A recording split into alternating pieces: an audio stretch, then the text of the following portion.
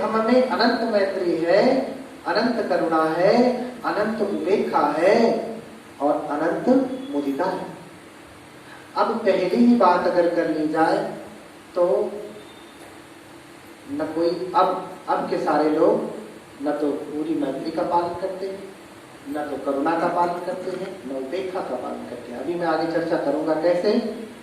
तो सम्राट अशोक के पुत्र महेंद्र जब जाते हैं भिक्षु बन करके और पूरी श्रीलंका में भगवान की करुणा का धर्म, मैत्री का धर्म जन जन में फैलाने लगते, बिना किसी धर्म की निंदा किए, बिना किसी धर्म की निंदा किए हुए, और पूरे श्रीलंका में धीरे धीरे भगवान का धर्म फैलने लगा। अभी पूरा फैला नहीं है। इधर भगवान का जो बोधि वृक्ष है, सम्राट अशोक जो बोध गया में है, सम्राट अशोक उस बोधि वृक्ष से बहुत प्रेम करते थे। क्यों? क्योंकि भगवान ने इसके नीचे ज्ञान प्राप्त किया। तो जब महेंद्र को भेज दिया, इधर सारा धर्म का कारवा स्थापित कर दिया, धर्म स्थापित कर दिया, तो फिर वो बोधि वृक्ष के नीचे जाकर के पूजा करते थे, सुबह शाम पूजा करते थे। जो बचा हुआ समय होता था पूरा समय कहाँ लगाते थे? उस बोधि वृक्ष के पास लगाते थे, साधना करते थे, समाधि लगाते थे। तो उनकी एक पत्नी थी जिसका नाम था तिस्रक्षिता, बहुत जलन करती थी। किससे? बोधि वृक्ष से। क्यों? क्योंकि राजा अपना समय तिस्रक्षिता को न दे करके कहाँ देते थे? पेड़ के पास। अगर वहां से समय बचता तो उसके साथ बिताते, उसे अच्छा लगता। तो उसे बड़ी जलन हुई, उसने अपनी एक दासी को भेजा कि बताओ राजा किसके पास जाते हैं, बैठते? बोले बोधि वृक्ष के पास गए। तो बोले ये बोधि वृक्ष नहीं है, मेरी सौतन है। क्या है? सौतन। इसी की वजह से सम्राट मुझसे प्रेम नहीं करते। तो बोधि वृक्ष को नष्ट करने के लिए उसने अपनी दासी को भेजा, और दासी ने वहां का जो बोधि वृक्ष था उसके जड़ में ऐसा वर्णन है कि गर्म पानी डालना शुरू किया, और कुछ जो है विशेष प्रकार का जहर होता है जो अक्सर पेड़ों को सुखाने के लिए डाला जाता है, वो जहर डालना शुरू किया। धीरे धीरे धीरे जो है बोधि वृक्ष सूखने लगा, धीरे धीरे उसका बोधि वृक्ष सूखने लगा। तो जैसे ही सूखने लगा तो लोगों ने कहा कि अरे राजन, बोधि वृक्ष तो सूख रहा है। तो राजन परेशान हो जाते और कहते फिर ये बचेगा कैसे? तो लोग कहते कि राजन इसको काट दीजिए। अन्य जगहों पे वर्णन है कि तिस्रक्षिता ने गुस्से में आकर इसको कटवा दिया, पानी न डलवाया, क्या किया? कटवा दिया। तो जब कटवाया तो फिर से उसमें अंकुरण फूटा, फिर से उसमें नई नई शाखाएं निकली, और जब नई नई शाखाएं निकली जैसे बढ़ने लगी, इधर राजा को भी पता चल गया कि पेड़ किसने कटवाया। तो राजा को बड़ा गुस्सा आता, और तिस्रक्षिता के इस काम से वो बहुत दुखी होते। इसलिए उनके मन में एक विचार आया कि अगर ये वृक्ष यहाँ पे रहा तो कोई न कोई तो इसे नुकसान पहुंचा ही देगा, नष्ट ही करेगा। जब मेरी पत्नी स्वयं उससे ये देखा नहीं जा रहा है, वो कटवा दे रही है, तो भविष्य में तो बहुत सारे दुश्मन हैं, शत्रु हैं जो इस धर्म को पसंद नहीं करेंगे, तो वो भी इसको नष्ट कर देंगे। तो इसको सुरक्षित रखने का क्या उपाय है? तो उसने बाद में अपनी पुत्री संघमित्रा के साथ इस बोधि वृक्ष की टहनी लेकर के कहाँ भेजा? श्रीलंका। कहाँ भेजा? श्रीलंका भेजा। और श्रीलंका भेजा तो ये बोधि वृक्ष का की जो टहनी थी वहां जाकर के अनुराधपुर में रोपा गया। तो भगवान बुद्ध के बोधि वृक्ष का की जो पहली संतति है वो श्रीलंका के अनुराधपुर में। और इधर तिस्रक्षिता ने कटवाया हो चाहे सुखाया हो, ये पेड़ यहाँ से सूख गया, तो फिर से आके लगवाया गया, फिर से कटवा दिया, फिर सूख गया, ऐसा वर्णन है।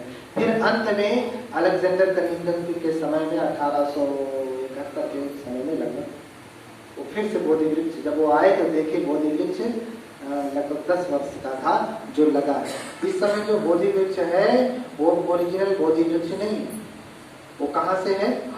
उसी संतति का, लेकिन जिसके नीचे भगवान ने ज्ञान प्राप्त किया था उसे तो नष्ट करवा दिया गया।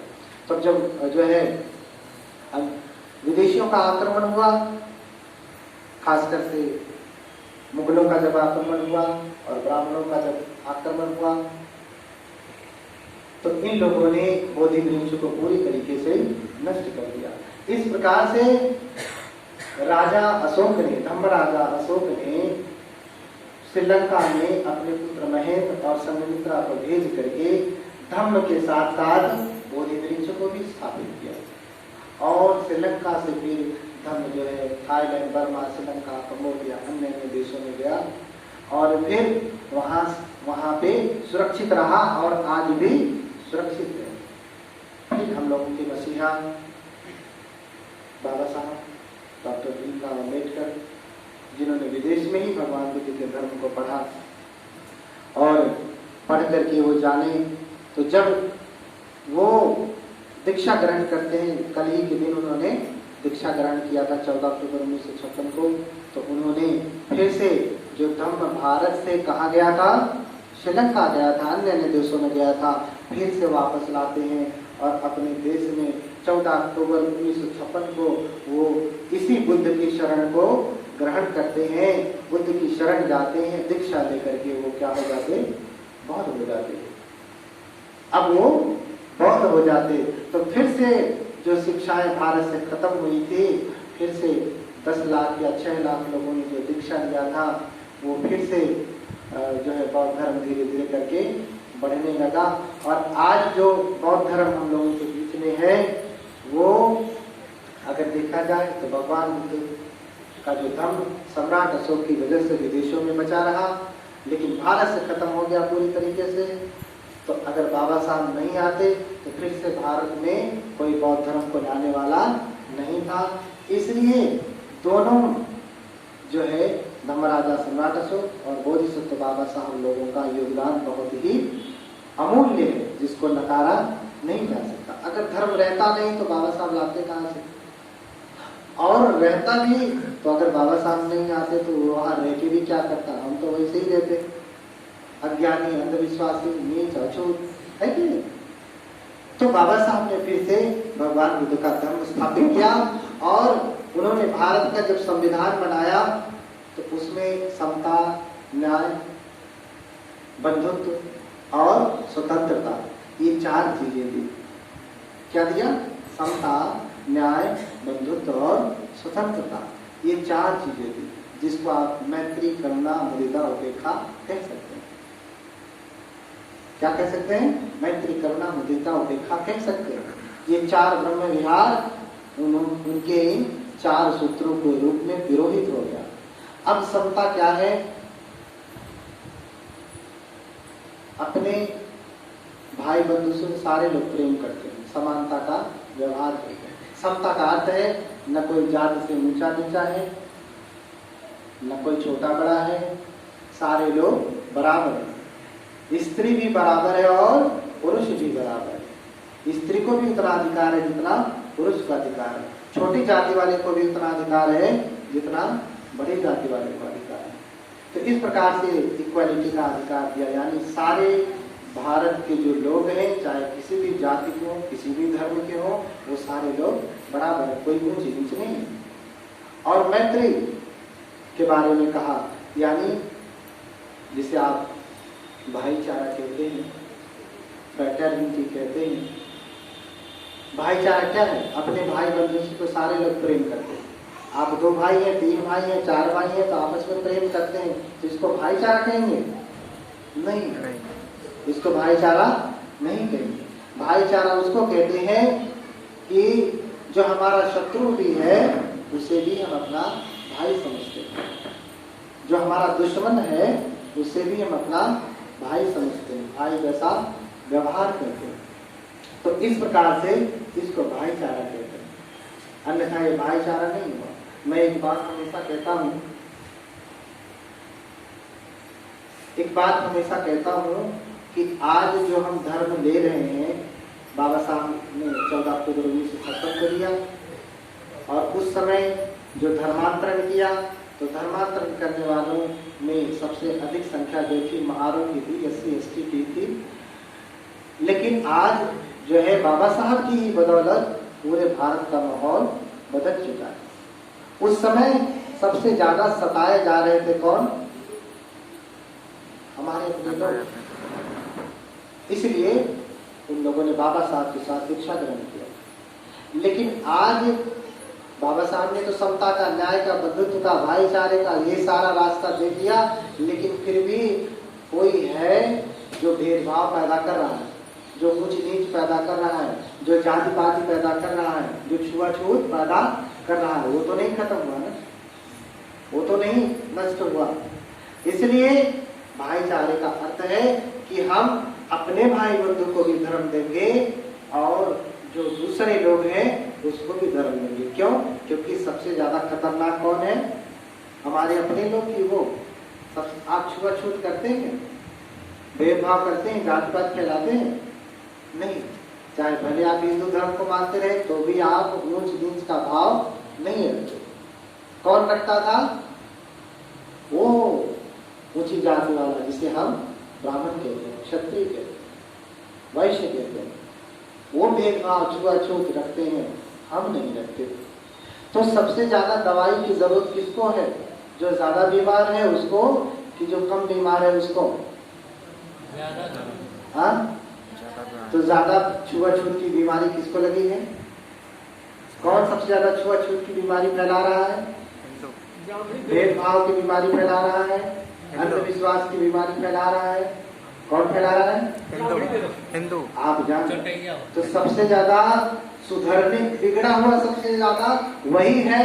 तो सुधरने की सबसे ज्यादा जरूरत किसको है? उसी को है। और सुधरने का रास्ता क्या है? भगवान का धर्म। तो सबसे पहले किसको देना चाहिए?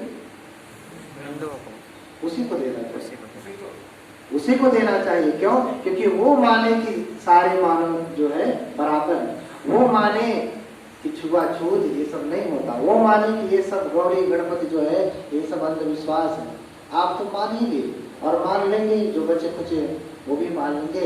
लेकिन अब देखिए ना, आप एक कार्यक्रम लगा रहे हैं, कोरोना काल में भी देखिए यही सारनाथ में बड़ा सा पांडाल लगा है, आपने देखा?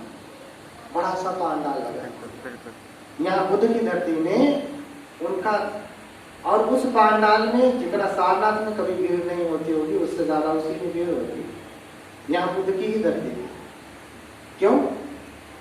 क्योंकि वो उनका जहर, उनका कहर इतना तेज है कि उससे जल्दी कोई निकल नहीं सकता। तो वो ये जाल फैलाना। अच्छा, अंगुलीमाल को भगवान अंगुलीमाल रहने देते, यदि वो तो अंगुलीमाल है, दुष्ट है, वो क्या करेगा धर्म लेकर के? धर्म तो अच्छे लोगों के लिए। तब क्या होता? 1999 की हत्या किया था, भगवान छोड़ दिए होते तो लाखों की तो हत्या करके मरता ही, होता कि नहीं? लेकिन भगवान उसी समय जाकर के उसे ज्ञान देते हैं और उसका जो आक्रमण था, उसका जो हत्या करने का स्वभाव था, वो खत्म हो जाता है और भगवान के रास्ते पे आकर के, भगवान के रास्ते पे चलते चलते वो जीवन मुक्त हो जाता है, अनंत हो जाता है। तो सबसे ज्यादा दवाई की जरूरत सबसे ज्यादा बीमार लोगों को, बिगड़े हुए लोगों को सबसे ज्यादा धर्म की जरूरत है। हमें आपको तो जरूरत है ही। क्यों जरूरत है? क्योंकि बाबा साहब हमारे इस शरण में गए, इसलिए हम भी इसी शरण में जाएंगे। क्यों? क्योंकि हम बाबा साहब से ज्यादा ज्ञानी नहीं। अगर वो जाते हैं तो हम भी जाएंगे।